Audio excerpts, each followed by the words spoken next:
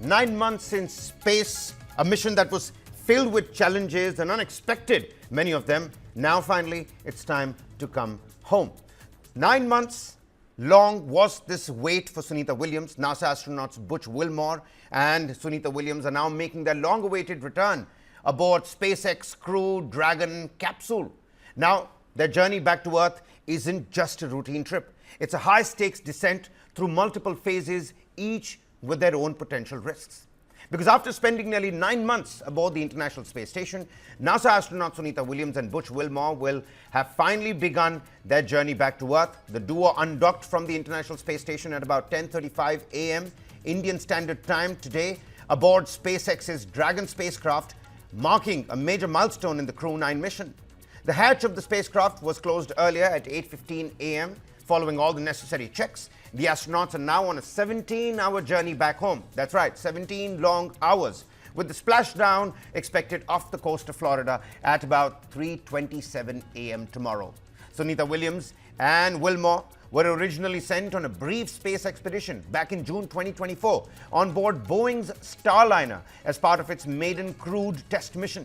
However, propulsion issues with the Starliner forced NASA to ground the spacecraft, leaving these two astronauts stranded on the International Space Station. NASA then made alternate arrangements for their return, assigning SpaceX's Dragon capsule to bring them back safely. NASA also adjusted the return schedule to ensure a smooth handover of duties aboard the International Space Station and to accommodate any potential weather delays. But then again, several of those prime questions still remain.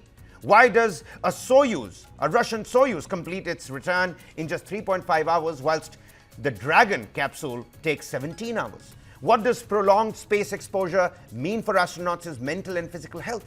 And what lessons can the world and ISRO take away from this mission for its own future human space flight plans? But then again, just to talk about how these astronauts are now going to recover. After returning to Earth, the recovery will depend in large on part of the mission's duration. For short duration missions of a few days in low Earth orbit, about 95% of the biological damage sustained appears to be reversed upon return instantly. For astronauts who spend months aboard the International Space Station, recovery appears proportional to their time in space. Many physiological systems gradually return to normal, but some issues continue to persist. One example is spaceflight-associated neuroocular syndrome linked to vision impairment due to microgravity-induced fluid shifts and changes in intracranial pressures affecting the eyes. Some astronauts experience lasting impairment that may require corrective lenses, and questions remain about the effects of long-duration deep space missions in which astronauts would experience much higher levels of space radiation and prolonged microgravity. Without effective countermeasures, recovery can be problematic, and researchers are actively developing mitochondrial-based countermeasures to mitigate space-induced damage. But then again, the human body was never designed for space, but astronauts continue to push these limits. Joining me here on the broadcast to put things into perspective and to answer all those prime questions, Manish Purohit, former scientist, ISRO, and Dr. Surendra Pal, former senior advisor, ISRO, are with us on the broadcast. Mr. Purohit, I'm going to quickly come to you. We're looking at the undocking process that's actually safely taken place. It's successful. Another grueling 17 hours for these astronauts at this point in time. But out of all the possible phases, when we're looking at Sunita Williams' homecoming, 5 possible phases when finally the splashdown happens off the coast of Florida, which particular phase out of these phases is going to be the most crucial, and what are the potentials of things going awry? About the space flight and the human space flight, the most critical aspect is obviously when we talk about the liftoff.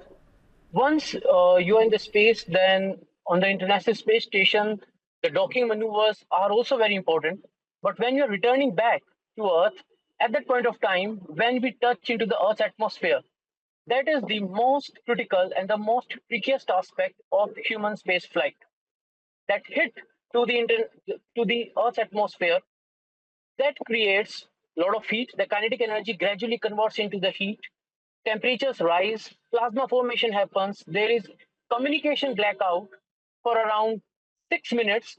So these are the things that usually any astronaut that is flying from the space and entering into the Earth will have to will help to endure. Now, if we talk about re-entry, we're talking about Soyuz takes a pretty less time, and why the SpaceX Dragon is going to take around 18 hours. So let me tell you, when Falcon 9 took Crew-10, so Crew-10 took around 28.5 hours from the launch till they docked into the International Space Station. So the criticality of that thing is the orientation, the placement, and where the undocking happens, and where they are planning to have a splashdown. All these things taken into account, and how much G loads means the load of the gravity of Earth. So that kind of a load, how much we want our astronauts to go through that. If you talk about Soyuz, Soyuz puts the astronauts through 8 to 9 times the G, the pull of the Earth, while SpaceX Dragon is bit modest on that. It will push that thing to around 5 to 6 times the Earth's gravitational pull.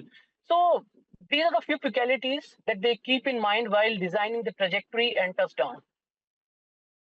Dr. Surendra Pal, former senior advisor, ISRO, also with us on the broadcast. Dr. Pal, when we look at re-entering the orbit, there's the de-orbit burn that many talk about. We've seen it in science fiction films that things usually go wrong when you're re-entering the atmosphere because there's a sudden change in speed. What are the potential risks that these two astronauts might be facing? What are some things that they're going to be definitely preparing for when you're talking about de-orbit burn? See, I think I'll take up a little bit backside. We were talking about Soyuz and also about Dragon. First is when when they enter, it's called angle of descent. The angle of descent is, it's quite steep as far as Soviet is concerned. Russians are concerned. Sorry, not Soviet. Russians are concerned. Russia has got a vast land, so they put their orbit in such a way that they start doing deboosting. When they come into a particular thing, they start doing deboosting somewhere on America itself. And when they come to Russian territory, they come with a steep angle, and their total thermal control system is taken care. Another thing that they fire the thrusters to take care what Dr. Purohit talked about the G. So they, to the extent they try to reduce the G. Since the total duration period is less, so it does not affect as per them to the astronauts to that extent. So they take less time. As far as Americans are concerned or others are concerned, even Indians had we had our own space recovery experiment couple of maybe more than a decade ago, maybe 1.5 decade ago. That we come to the sea and we start deboosting with a lower angle, descent angle. So it takes more time and longer thing. So by that process, we try to manage the thermal. See, the temperatures go to up to 4,000 Kelvin. So to manage that sort of temperatures, it's better if we enter in a slow manner, and there will be a communication blackout. So of course there are means, and total thing is being dragged now. So there is no problem as far as their angle of descent could be. I don't know. Americans usually keep it in 1.3 to 10 degree. So here it could be around 6 degree or so, and that they will splash down on. Dr. Pal, if I could ask you, is this a routine mission that is being carried out? What is the special aspect of this particular mission that we're looking at? The splashdown, the deorbit. I think every spacecraft on its way back to Earth has to go through this. But what is so different about this particular mission? See, this particular mission is because they went for 1 week and they were extended for 9 months because there was some quality assurance problems for there on the Starliner. Although Starliner landed very safely, but in the space we don't take any risk of any sort of thing. If there is a doubt, we do. It's not taken. Now, once the Starliner has come, they have found out the problem of the propulsion thrusters. They are being replaced. And what was done in the Starliner, all those lessons have been done in the Dragon also. And Dragon, even their redundancies for propulsion as well as for other things have been increased considerably. I was there some 10 years,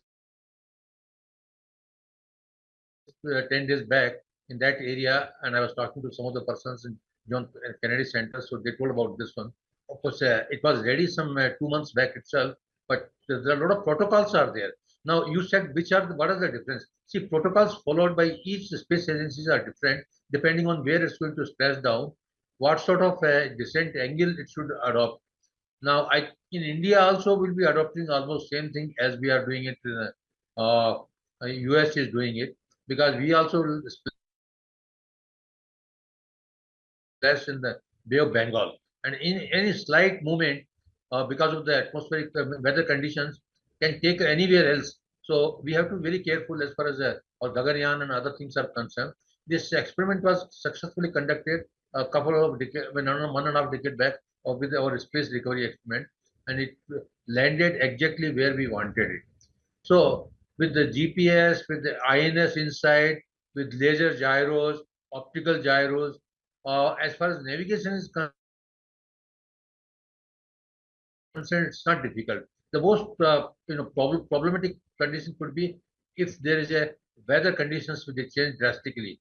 If there is a cyclone or some sort of storm is there, then they've got End a up creating provision that to. kind of trouble. Otherwise, I think we have the wherewithal and the technology is sound enough to bring these astronauts back home. Manish Purohit, former scientist, ISRO, also with us on the broadcast. Manish, after 9 months in microgravity, the microgravity has its own, toll on the bone density, of intracranial fluid. That's also movement. Many coming back with some sort of visual impairment as well.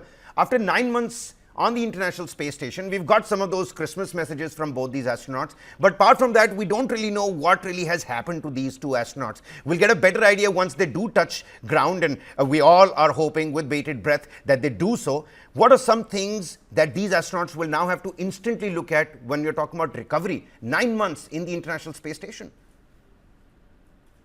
See, actually, you might have seen the footages where they are showing Sunita Williams working out on International Space Station.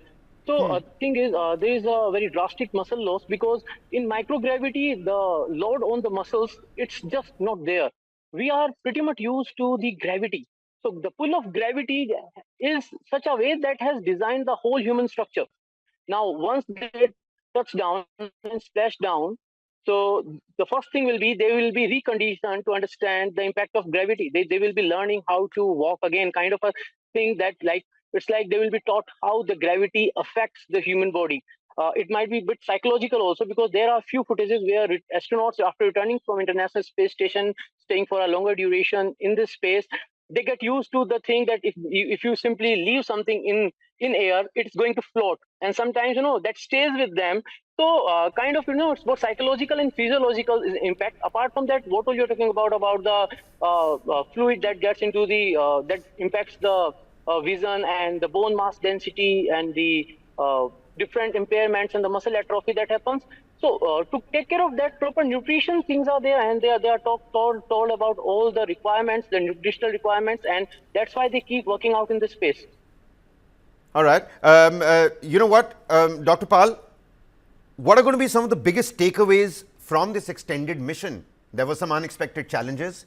I'm sure the learning curve is equally huge, not just for the rest of the world, but specifically for ISRO as well. What are some takeaways that ISRO can pick up from these unexpected challenges and this extended mission?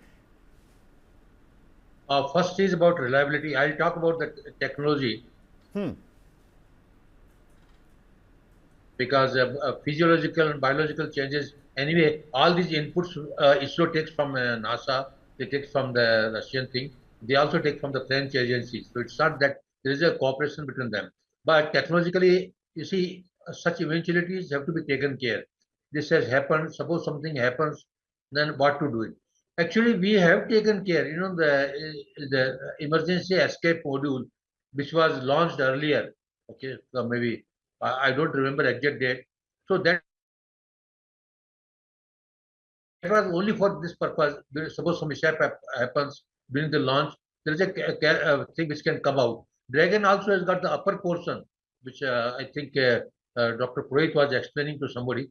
That upper portion has got that provision where the astronauts can come separately eject out, and lower portion is the propulsion. So those things are taken care. So some thrusters are kept only for that purpose. So as far as safety of the astronauts is it is taken care. The redundancy will be increased. Now ISRO will be doubly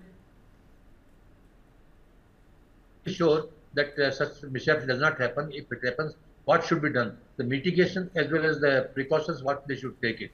And Gaganyaan will be only a short mission, so as far as physiological changes are concerned, I don't think it will affect our astronauts. But yes, other things have to be taken care, like oxygen, food, and re-entry protocols, launching protocols, and what they can do in the space.